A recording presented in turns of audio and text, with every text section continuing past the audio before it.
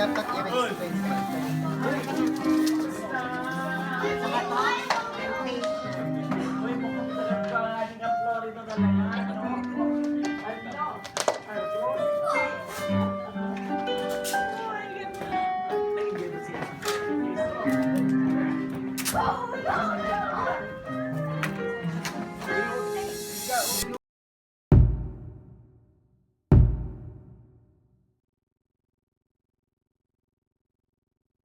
It's a familiar scene that happens every November at God's Flock Christian Fellowship in New Jersey.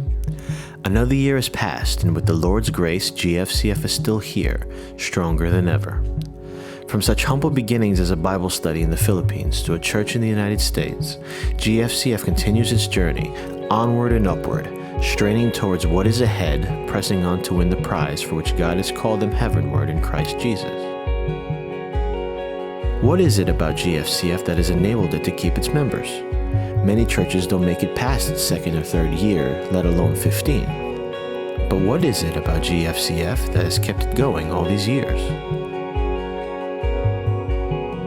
Nagpapasalamat kami sa Panginoon na dito talaga kami dinala ng Lord sa church na ito. Kasi dito namin naramdaman talaga na welcome kami at yung pagmamahal, no matter what, talagang nandoon yung nandoon yung pagmamahal ng mga kapatiran, ang mga pastors, ang support nila sa anumang area ng buhay mo, talagang nandoon sila. Oh, I like it here because it's like family.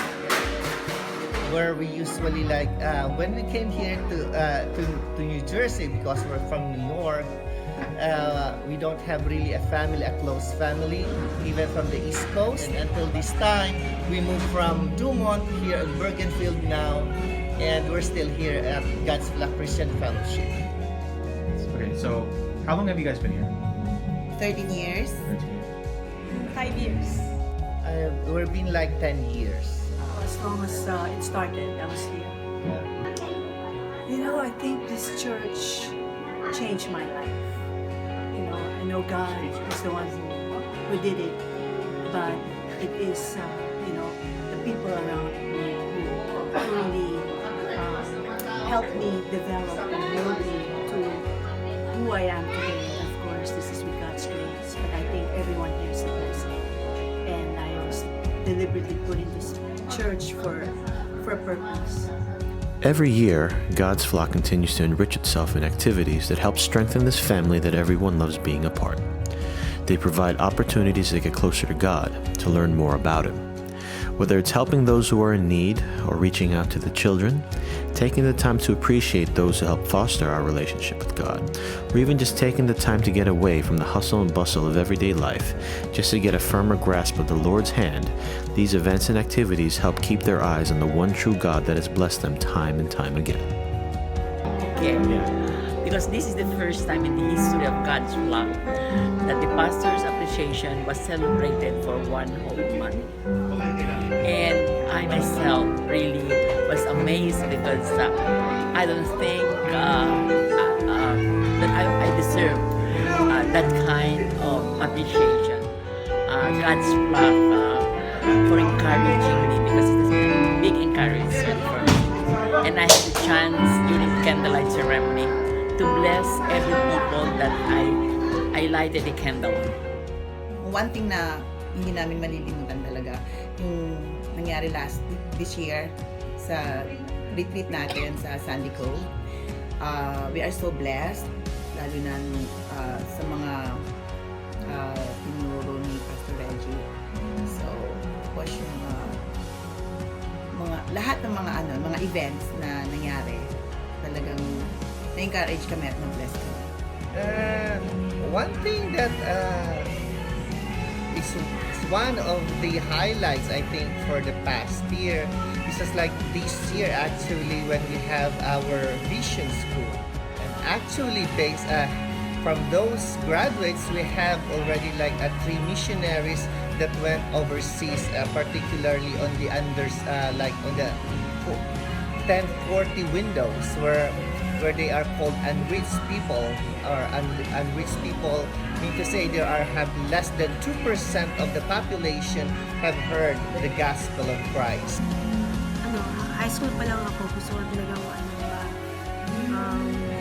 maging ma-experience yung pagiging missionary.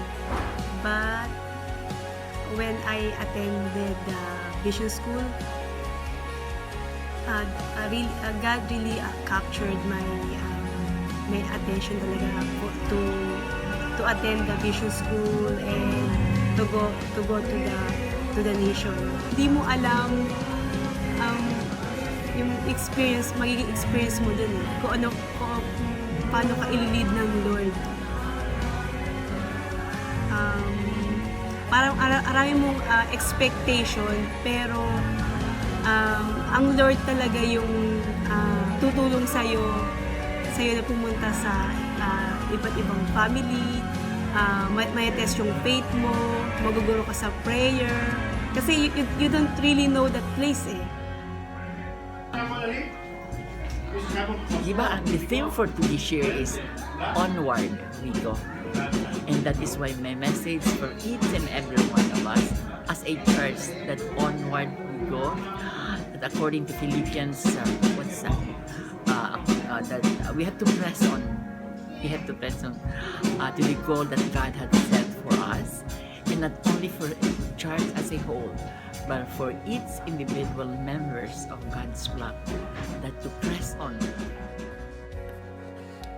In Philippians chapter 3, verses 13 to 14, Paul speaks about forgetting what is behind and straining towards what is ahead, pressing on toward the goal to win the prize for which God had called him heavenward in Christ Jesus.